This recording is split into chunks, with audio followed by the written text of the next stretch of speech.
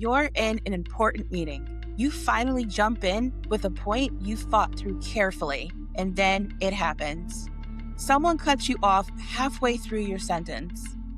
Again. And after a while, you just start wondering, why does this keep happening to me? Because you're smart, you're prepared, you know what you're talking about. So the assumption becomes, they just must be rude. But here's the uncomfortable truth. Sometimes interruptions aren't just about aggressive coworkers. Sometimes we're accidentally sending signals that invite them. Today, I want to unpack 3 hidden habits that make smart professionals easier to interrupt and what to do instead.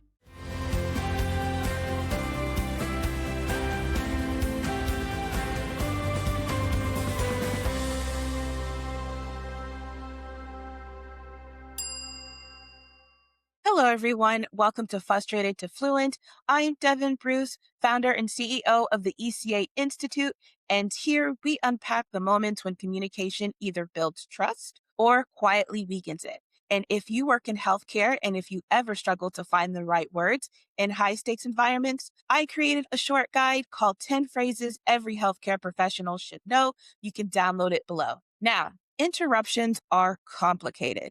Things like hierarchy, gender, culture, and fast-paced environments absolutely play a role.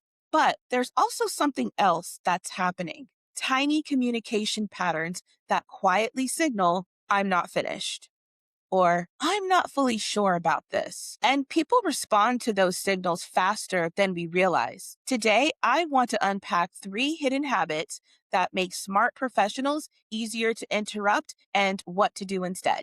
All right, let's get into it. The first habit is what I call soft delivery.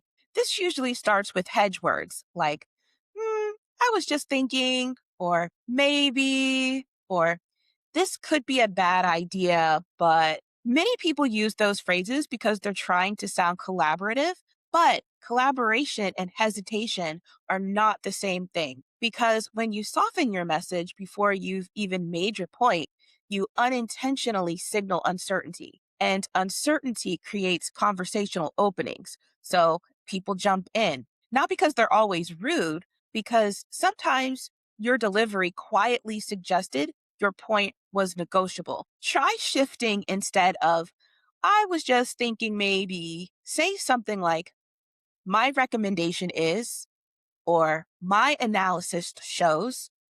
Small shift, completely different signal.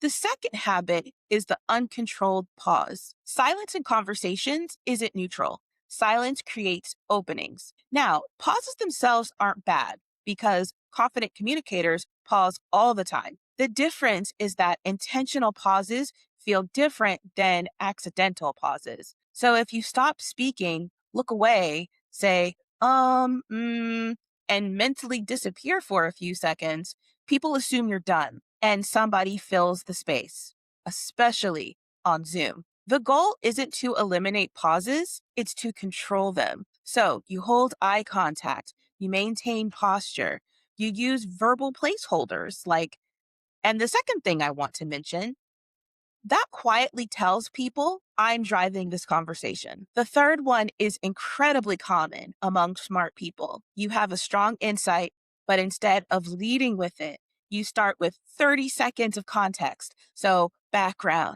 data, explanations. You think you're being thorough, but your audience is thinking, okay, where's this going? And before you get to the point, someone jumps in or finishes your sentence for you. People are conditioned for speed, and it's not because they're impatient, it's because they're usually overloaded. So lead with the headline instead of, well, I looked through several things and try. My recommendation is X. Here's why. Now, everyone knows where you're going. Here's what most people miss. Interruptions are not always about confidence. They're often about communication signals. People respond to hesitation way faster than content. They respond to uncertainty faster than expertise, unfortunately, which means 2 people can have identical ideas, but the person with clear delivery often gets heard first. That doesn't mean become louder or dominate conversations. It just means to pay attention to the signals you're sending. Authority isn't just about what you know, it's about how clearly you claim space for what you know. Because when interruptions happen repeatedly, something bigger starts happening. People contribute less. They hold back ideas. They stop speaking up. And that's where communication breakdowns quietly begin, not with conflict, but with silence. Now, if this video helped you, please hit like and subscribe. I post new videos every week to help you build real world communication skills in your professional life. Also, if you work in healthcare and if you've ever struggled to find the right words in a high stakes environment, I created a short guide called 10 Phrases Every Healthcare Professional Should Know. You can download it below. And if you liked this video, check these other ones out too. All right, that's it for today, and I'll see you next time. Take care.